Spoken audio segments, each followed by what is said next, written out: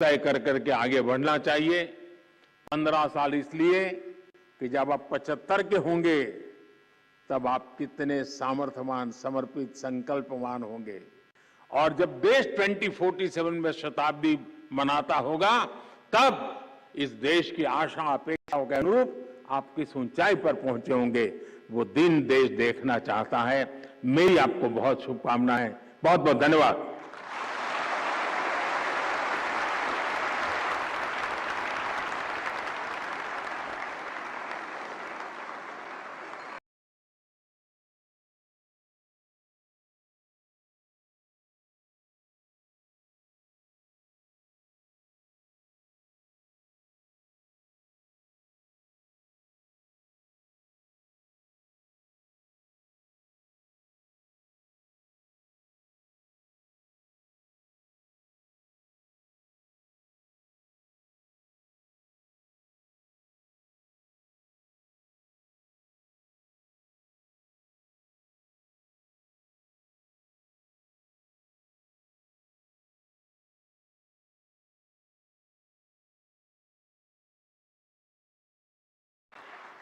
देश का संविधान आपके साथ है।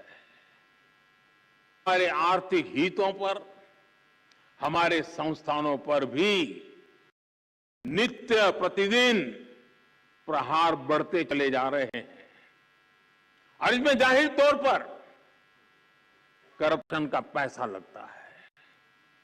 इसलिए हमें क्राइम और करप्शन के मल्टीनेशनल नेचर को भी समझना होगा, स्टडी करना होगा, उसके रूट कॉज तक पहुंचना होगा। आज हम अक्सर देखते हैं कि आधुनिक टेक्नोलॉजी के कारण क्राइम ग्लोबल हो रहे हैं, लेकिन यही टेक्नोलॉजी, यही इनोवेशन समाधान भी दे सकते हैं। हमें इन्वेस्टिगेशन में फॉरेंसिक साइंस के उपयोग का और ज्यादा विस्तार करना होगा। साथियों, साइबर क्राइम जैसी चुनौतियों से निपटने के लिए हमें इनोवेटिव तरीके खोजने चाहिए। हम टेक एनेबल एंटरप्रेन्योर्स और यंगस्टर्स को अपने साथ जोड़ सकते हैं। आपके संगठन में ही कई टेक्नो सेवी युवा होंगे जिनका बेहतर उपयोग किया जा सकता है। साथियों, मुझे बताया गया है कि सीबीआई ने 75 ऐसी प्रथाओं को कंपाइल किया है जिन्हें समाप्त किया जा सकता है। हमें एक समयबद्ध तरीके से इस पर काम करना चाहिए। बीते वर्षों में सीबीआई ने खुद को इवॉल्व किया है। ये प्रक्रिया बिना रुके, बिना थके ऐसे ही चलती रहनी चाहिए। मुझे पूरा विश्वास है चिंतन शिविर एक नए आत्मविश्वास को जन्म देगी। ये चिंतन शिविर नए आयामों तक पहुंचने के रास्ते बनाएगी। ये चिंतन शिविर गंभीर से गंभीर, कठिन से कठिन समस्याओं को सुलझाने के तौर तरीके में आधुनिकता ले आएगी और हम ज्यादा प्रभावी होंगे, ज्यादा परिणामकारी होंगे और सामान्य नागरिक न बुरा करना चाहता है, न बुरा उसको पसंद है। हम उसके भरोसे आगे बढ़ना चाहते हैं जिसके दिल में सच्चाई जिंदा है, और वो संख्या कोटि कोटि जनों की है, कोटि कोटि जनों की है। इतना बड़ा सामर्थ्य हमारे साथ खड़ा है, तो हमारे विश्वास में कहीं कमी की गुंजाइश नहीं है। साथियों, इस हीरक महोत्सव के महत्वपूर्ण अवसर पर मैं आपको अनेक अनेक शुभकामनाएं देता हूं। आप अपने लिए 15 साल में क्या करेंगे और अपने माध्यम से 2047 तक क्या अचीव करेंगे, ये 2 लक्ष्य तय कर करके आगे बढ़ना चाहिए। 15 साल इसलिए कि जब आप 75 के होंगे तब आप कितने सामर्थ्यवान, समर्पित, संकल्पवान होंगे। और जब देश 2047 में शताब्दी मनाता होगा, तब इस देश की आशा अपेक्षाओं के अनुरूप आप किस ऊंचाई पर पहुंचे होंगे, वो दिन देश देखना चाहता है। मेरी आपको बहुत शुभकामनाएं, बहुत बहुत धन्यवाद।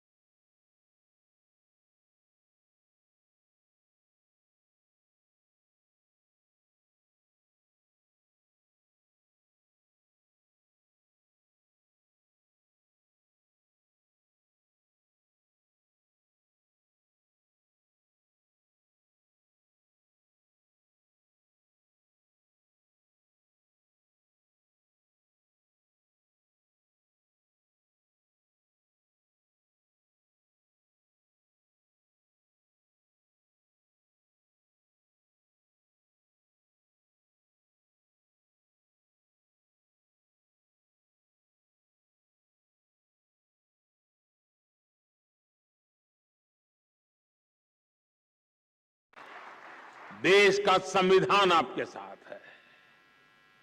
हमारे आर्थिक हितों पर, हमारे संस्थानों पर भी नित्य प्रतिदिन प्रहार बढ़ते चले जा रहे हैं। और इसमें जाहिर तौर पर करप्शन का पैसा लगता है। इसलिए हमें क्राइम और करप्शन के मल्टीनेशनल नेचर को भी समझना होगा, स्टडी करना होगा, उसके रूट कॉज तक पहुंचना होगा। आज हम अक्सर देखते हैं कि आधुनिक टेक्नोलॉजी के कारण क्राइम ग्लोबल हो रहे हैं, लेकिन यही टेक्नोलॉजी, यही इनोवेशन समाधान भी दे सकते हैं। हमें इन्वेस्टिगेशन में फॉरेंसिक साइंस के उपयोग का और ज्यादा विस्तार करना होगा। साथियों, साइबर क्राइम जैसी चुनौतियों से निपटने के लिए हमें इनोवेटिव तरीके खोजने चाहिए।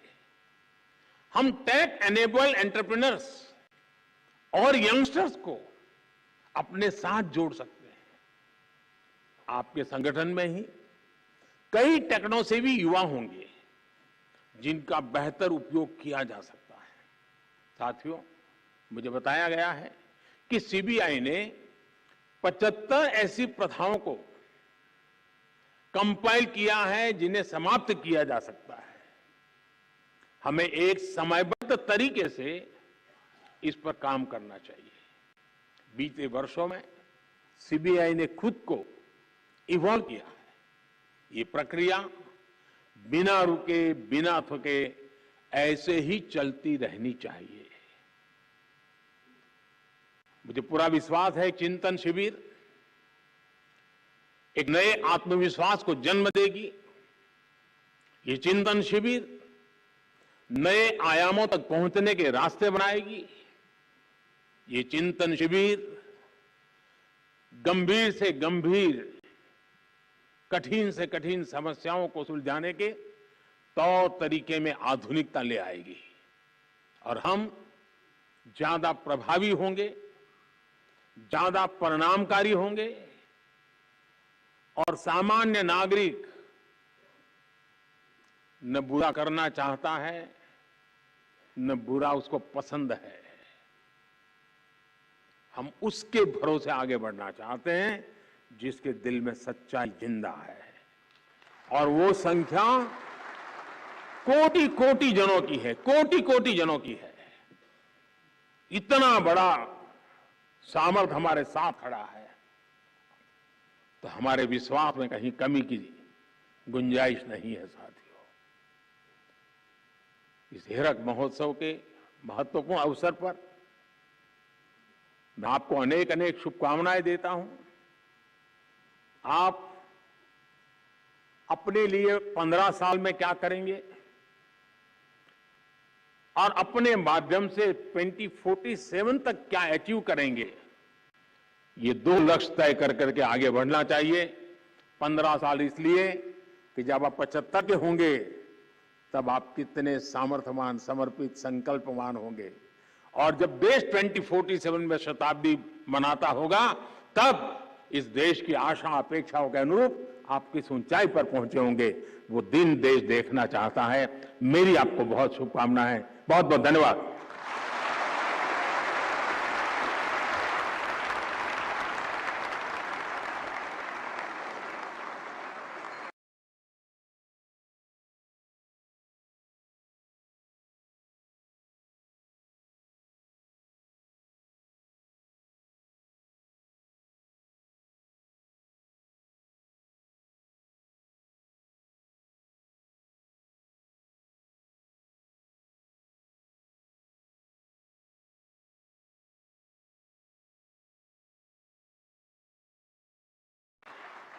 देश का संविधान आपके साथ है। हमारे आर्थिक हितों पर, हमारे संस्थानों पर भी नित्य प्रतिदिन प्रहार बढ़ते चले जा रहे हैं और इसमें जाहिर तौर पर करप्शन का पैसा लगता है।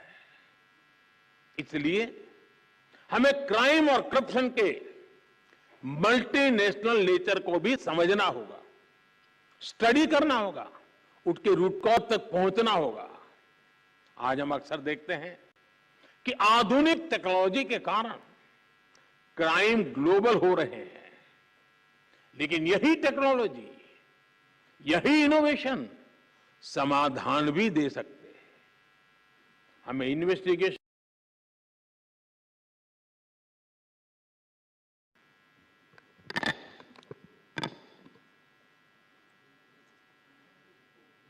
केंद्रीय मंत्रिमंडल के मेरे सहयोगी डॉक्टर जितेंद्र सिंह जी, राष्ट्रीय सुरक्षा सलाहकार श्री अजीत डोवाल जी, कैबिनेट सेक्रेटरी, डायरेक्टर सीबीआई, अन्य अधिकारीगण, देवी और सज्जनों, आप सभी को सीबीआई के 60 वर्ष पूरे होने हीरक जयंती के इस अवसर पर बहुत बहुत बधाई।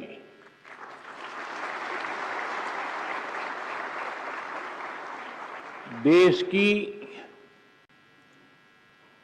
प्रीमियम इन्वेस्टिगेशन एजेंसी के रूप में 60 वर्ष का सफर आपने पूरा किया है।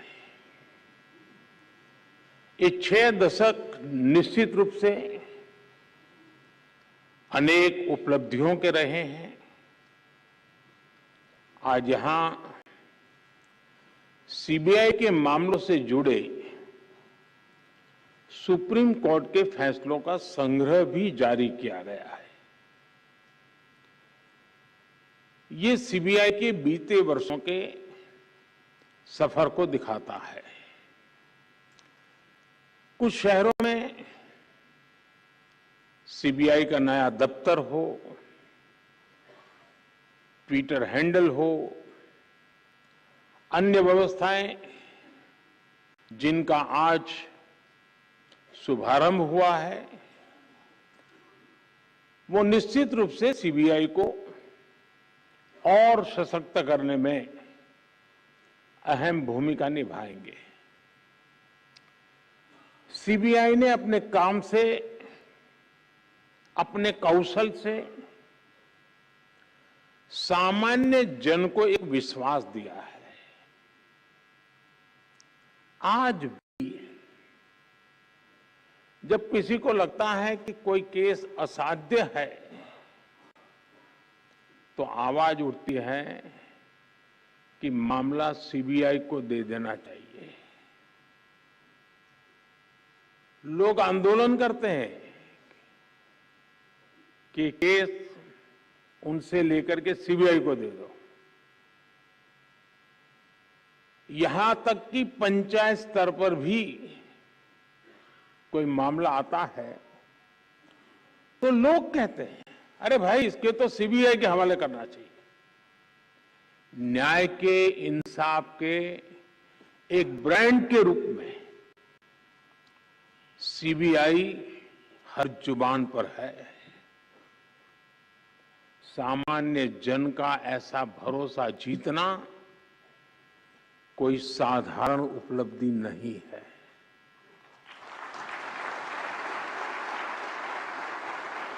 और इसके लिए पिछले 60 वर्षों में जिन ने योगदान दिया है, इस संगठन में रहे सभी अधिकारी, सभी कर्मचारी बहुत बहुत बधाई के पात्र हैं। अभी यहां कई साथियों को उत्कृष्ट सेवा के लिए पुलिस मेडल से भी सम्मानित किया गया है। जिनका सम्मान करने का मुझे अवसर मिला है, जिनको सम्मान प्राप्त हुआ है, उनको, उनके परिवारजनों को मेरी तरफ से बहुत बहुत बधाई। साथियों, इस महत्वपूर्ण पड़ाव पर अतीत की उपलब्धियों के साथ ही आने वाले समय की, भविष्य की चुनौतियों पर मंथन भी उतना ही आवश्यक है। आपने जो चिंतन शिविर किया है, इसका उद्देश्य भी अपने आप को अपग्रेड करना, अपने आप को अपडेट करना और इसमें पुराने अनुभवों से सीख लेते हुए भविष्य के रास्ते निकालने हैं, निर्धारित करने हैं। ये भी ऐसे समय में हो रहा है जब देश ने अमृत काल की यात्रा का आरंभ किया है। कोटि कोटि भारतीयों ने आने वाले 25 सालों में भारत को विकसित बनाने का संकल्प लिया है और विकसित भारत का निर्माण प्रोफेशनल और एफिशिएंट इंस्टीट्यूशंस के बिना संभव नहीं है। और इसलिए सीबीआई पर बहुत बड़ी जिम्मेदारी है। साथियों, पिछले 6 दशकों में सीबीआई ने मल्टी डायमेंशनल और मल्टी डिसिप्लिनरी जांच एजेंसी के तौर पर अपनी पहचान बनाई है। आज सीबीआई का दायरा काफी बड़ा हो चुका है। बैंक फ्रॉड से लेकर वाइल्ड लाइफ से जुड़े अपराधों, यानी यहां से यहां तक महानगर से लेकर के जंगल तक अब सीबीआई को दौड़ना पड़ रहा है। ऑर्गेनाइज क्राइम से लेकर साइबर क्राइम तक के मामले सीबीआई देख रही है, लेकिन मुख्य रूप से सीबीआई की जिम्मेदारी भ्रष्टाचार से देश को मुक्त करने की है। भ्रष्टाचार कोई सामान्य अपराध नहीं होता। भ्रष्टाचार गरीब से उसका हक छीनता है। भ्रष्टाचार अनेक अपराधों का सिलसिला शुरू करता है, अपराधों को जन्म देता है। लोकतंत्र और न्याय के रास्ते में सबसे बड़ा रोड़ा होता है। विशेष रूप से जब सरकारी तंत्र में भ्रष्टाचार हावी रहता है तो वो लोकतंत्र को फलने फूलने नहीं देता। जहां भ्रष्टाचार होता है वहां सबसे पहले युवाओं के सपने बलि चढ़ जाते हैं, युवाओं को उचित अवसर नहीं मिलते। वहां सिर्फ एक विशेष इकोसिस्टम ही फलता फूलता है। भ्रष्टाचार प्रतिभा का सबसे बड़ा दुश्मन होता है और यहीं से भाई भतीजावाद, परिवारवाद पनपता रहता है और अपना शिकंजा मजबूत करता रहता है। जब भाई भतीजावाद और परिवारवाद बढ़ता है तो समाज का, राष्ट्र का सामर्थ्य कम होता जाता है और जब राष्ट्र का सामर्थ्य कम होता है तो विकास अवश्य प्रभावित हो जाता है। दुर्भाग्य से गुलामी के कालखंड से करप्शन की एक लेगेसी हमें मिली है, लेकिन दुख इस बात का है कि आजादी के बाद के अनेकों दशकों तक इस लेगेसी को हटाने के बजाय किसी न किसी रूप में कुछ लोग उसको सशक्त करते गए। साथियों, आप याद कीजिए 10 वर्ष पहले जब आप गोल्डन जुबिली मना रहे थे तब देश में क्या स्थिति थी? तब की सरकार के हर फैसले, हर प्रोजेक्ट सवालों के घेरे में थे। करप्शन के हर केस में पहले के केस से बड़ा होने की होड़ लगी हुई थी। तूने इतना किया तो मैं इतना करके दिखाऊंगा। आज देश में इकोनॉमी की साइज के लिए लाख करोड़ यानी ट्रिलियन डॉलर की चर्चा होती है, लेकिन तब घोटालों की साइज के लिए लाख करोड़ की टर्म मशहूर हुई थी। इतने बड़े बड़े घोटाले हुए लेकिन आरोपी निश्चिंत थे। उन्हें पता था कि तब का सिस्टम उनके साथ खड़ा है और इसका असर क्या हुआ? देश का व्यवस्था पर भरोसा टूट रहा था। पूरे देश में करप्शन के खिलाफ आक्रोश लगातार बढ़ रहा था। इससे पूरा तंत्र छिन्न भिन्न होने लगा। लोग फैसला लेने से के बाद हमारा पहला दायित्व व्यवस्था में भरोसे को फिर कायम करने का रहा और इसलिए हमने काले धन को लेकर, बेनामी संपत्ति को लेकर मिशन मोड पर एक्शन शुरू किया। हमने भ्रष्टाचारियों के साथ साथ भ्रष्टाचार को बढ़ावा देने वाले कारणों पर प्रहार करना शुरू किया। अब याद कीजिए, सरकारी टेंडर प्रक्रियाएं, सरकारी ठेके, ये सवालों के सबसे बड़े घेरे में थी। हमने इनमें पारदर्शिता को प्रोत्साहन दिया आज जब हम 2G और 5G स्पेक्ट्रम के आवंटन की तुलना करते हैं तो अंतर साफ साफ नजर आता है। आप भी जानते हैं, अब केंद्र सरकार के हर विभाग में खरीदारी के लिए जेम यानी गवर्नमेंट ई मार्केट प्लेस की स्थापना की गई है। आज हर विभाग ट्रांसपेरेंसी के साथ इसी डिजिटल प्लेटफॉर्म पर अधिक से अधिक खरीदारी कर रहा है। साथियों, आज हम इंटरनेट बैंकिंग की बात करते हैं, यूपीआई से रिकॉर्ड ट्रांजैक्शन की बात करते हैं, लेकिन हमने 2014 से पहले का फोन बैंकिंग वाला दौर भी देखा है।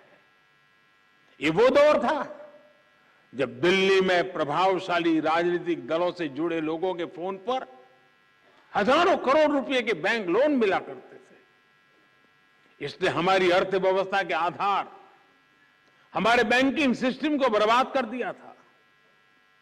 बीते वर्षों में हम बहुत मेहनत करके अपनी बैंकिंग सेक्टर को मुश्किलों से बाहर निकाल करके लाए हैं।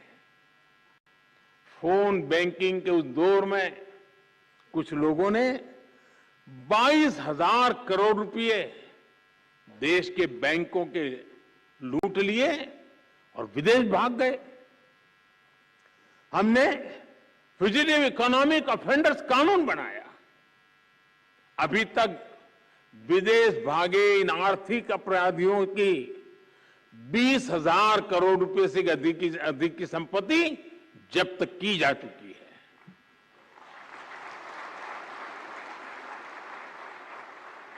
साथियों, भ्रष्टाचारियों ने देश का खजाना लूटने का एक और तरीका बना रखा था जो दशकों से चला आ रहा था।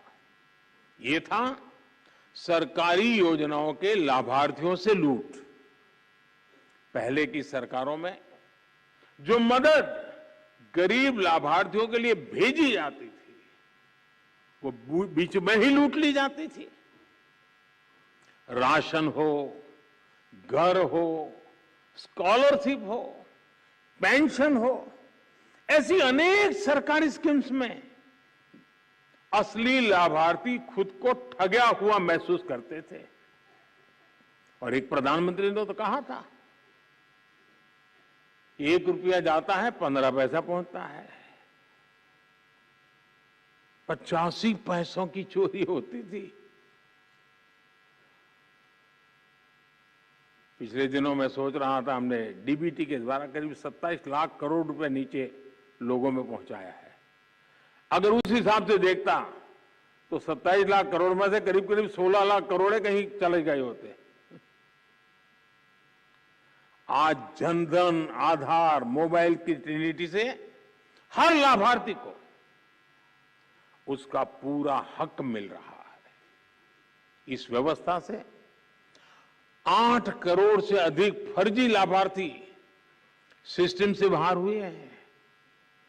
जो बेटी पैदा नहीं हुई वो विधवा हो जाती थी और विधवा पेंशन चलता था। डीबीटी से देश के करीब 2.25 लाख करोड़ रुपए गलत हाथों में जाने से बचे हैं। साथियों, एक समय था जब सरकारी नौकरियों में इंटरव्यू पास कराने के लिए भी जमकर के भ्रष्टाचार होता था। हमने केंद्रीय भर्तियों की ग्रुप सी, ग्रुप डी भर्तियों से इंटरव्यू खत्म कर दिया। एक समय में यूरिया के भी घोटाले होते थे। हमने यूरिया में नीम कोटिंग कर इस पर भी लगाम लगा दी। डिफेंस डील्स में भी घोटाले आम थे।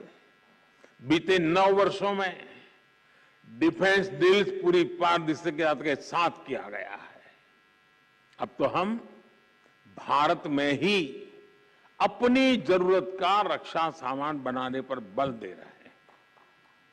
साथियों, भ्रष्टाचार के विरुद्ध लड़ाई को लेकर ऐसे अनेक कदम आप भी बता सकते हैं, मैं भी गिना सकता हूं। लेकिन अतीत के हर अध्याय से हमें कुछ न कुछ सीखने की जरूरत है। दुर्भाग्य से भ्रष्टाचार से जुड़े मामले वर्षों तक खींचते चले जाते हैं।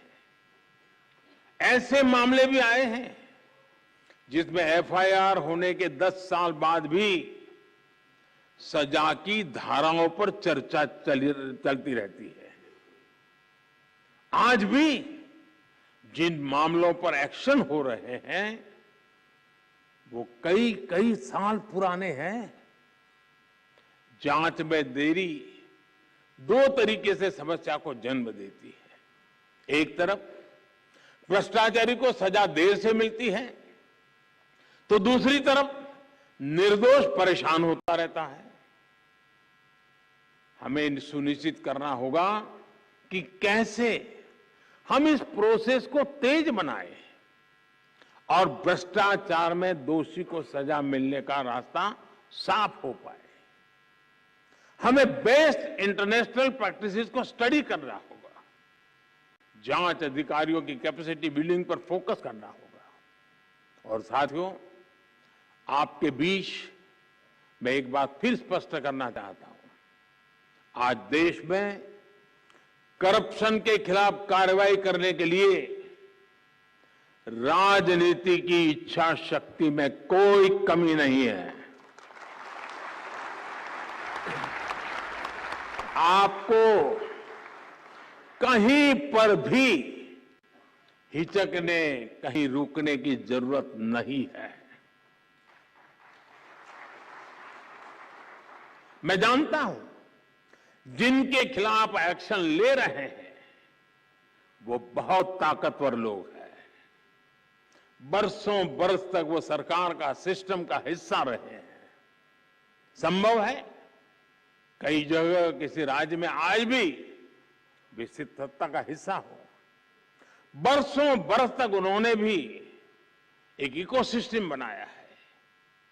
इकोसिस्टम अक्सर उनके काले कारनामों को कवर देने के लिए, आप जैसे संस्थाओं की छवि बिगाड़ने के लिए एक्टिव हो जाता है। एजेंसी पर ही हमला बोल दो, ये लोग आपका ध्यान भटकाते रहेंगे, लेकिन आपको अपने काम पर फोकस रखना है। कोई भी भ्रष्टाचारी बचना नहीं चाहिए। हमारी कोशिशों में कोई भी ढील नहीं आनी चाहिए। ये देश की इच्छा है, ये देशवासियों की इच्छा है। और मैं आपको भरोसा दिलाता हूं, देश आपके साथ है,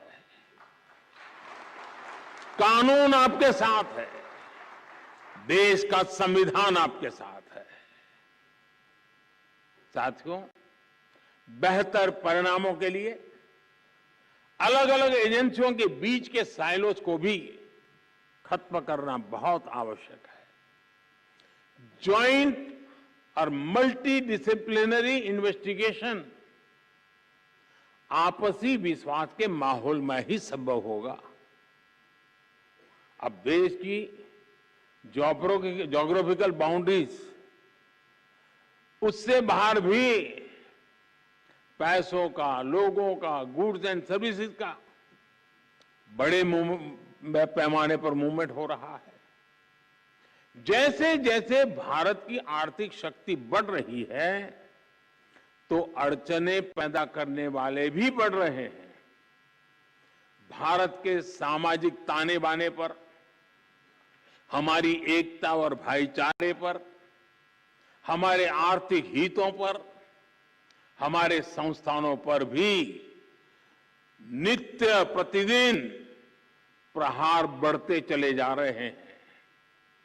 और इसमें जाहिर तौर पर करप्शन का पैसा लगता है। इसलिए हमें क्राइम और करप्शन के मल्टीनेशनल नेचर को भी समझना होगा, स्टडी करना होगा, उठ के रूट कॉज तक पहुंचना होगा।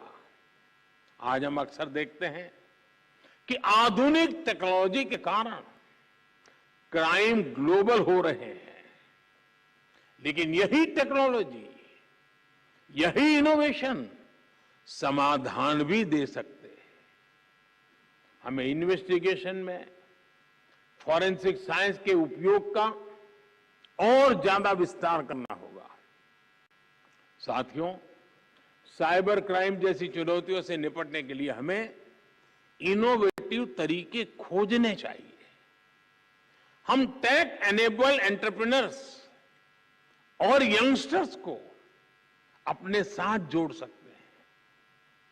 आपके संगठन में ही कई टेक्नोसेवी युवा होंगे जिनका बेहतर उपयोग किया जा सकता है।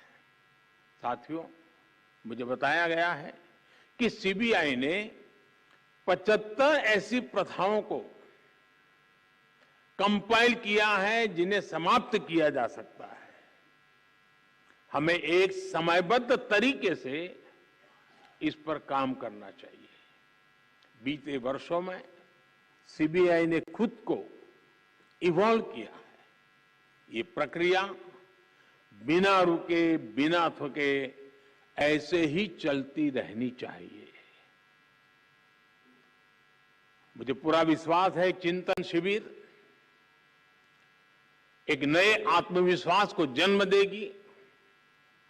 ये चिंतन शिविर नए आयामों तक पहुंचने के रास्ते बनाएगी। ये चिंतन शिविर गंभीर से गंभीर, कठिन से कठिन समस्याओं को सुलझाने के तौर तरीके में आधुनिकता ले आएगी और हम ज्यादा प्रभावी होंगे, ज्यादा परिणामकारी होंगे और सामान्य नागरिक न बुरा करना चाहता है, न बुरा उसको पसंद है। हम उसके भरोसे आगे बढ़ना चाहते हैं जिसके दिल में सच्चाई जिंदा है, और वो संख्या कोटि कोटि जनों की है, कोटि कोटि जनों की है। इतना बड़ा सामर्थ्य हमारे साथ खड़ा है, तो हमारे विश्वास में कहीं कमी की गुंजाइश नहीं है। साथियों, इस हीरक महोत्सव के महत्वपूर्ण अवसर पर मैं आपको अनेक अनेक शुभकामनाएं देता हूं। आप अपने लिए 15 साल में क्या करेंगे और अपने माध्यम से 2047 तक क्या अचीव करेंगे, ये 2 लक्ष्य तय कर करके आगे बढ़ना चाहिए। 15 साल इसलिए कि जब आप 75 के होंगे तब आप कितने सामर्थ्यवान, समर्पित, संकल्पवान होंगे, और जब देश 2047 में शताब्दी मनाता होगा तब इस देश की आशा अपेक्षाओं के अनुरूप आप किस ऊंचाई पर पहुंचे होंगे, वो दिन देश देखना चाहता है। मेरी आपको बहुत शुभकामनाएं, बहुत बहुत धन्यवाद।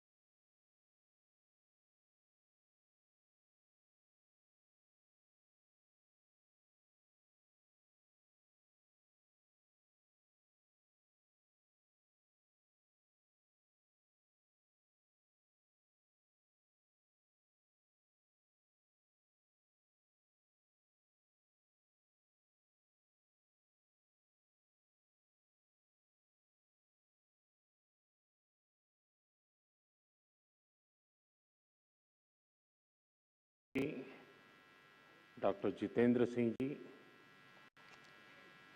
राष्ट्रीय सुरक्षा सलाहकार, श्री अजीत डोवाल जी, कैबिनेट सेक्रेटरी, डायरेक्टर सीबीआई, अन्य अधिकारीगण, देवी और सज्जनों,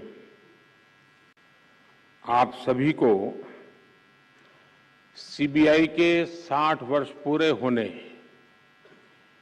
हीरक जयंती के इस अवसर पर बहुत बहुत बधाई।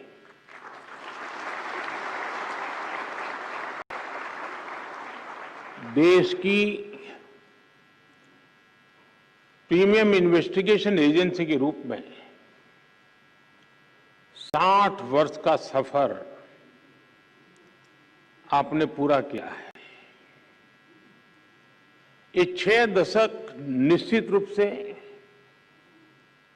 अनेक उपलब्धियों के रहे हैं। आज यहां सीबीआई के मामलों से जुड़े सुप्रीम कोर्ट के फैसलों का संग्रह भी जारी किया गया है। ये सीबीआई के बीते वर्षों के सफर को दिखाता है। कुछ शहरों में सीबीआई का नया दफ्तर हो, ट्विटर हैंडल हो, अन्य व्यवस्थाएं जिनका आज शुभारंभ हुआ है, वो निश्चित रूप से सीबीआई को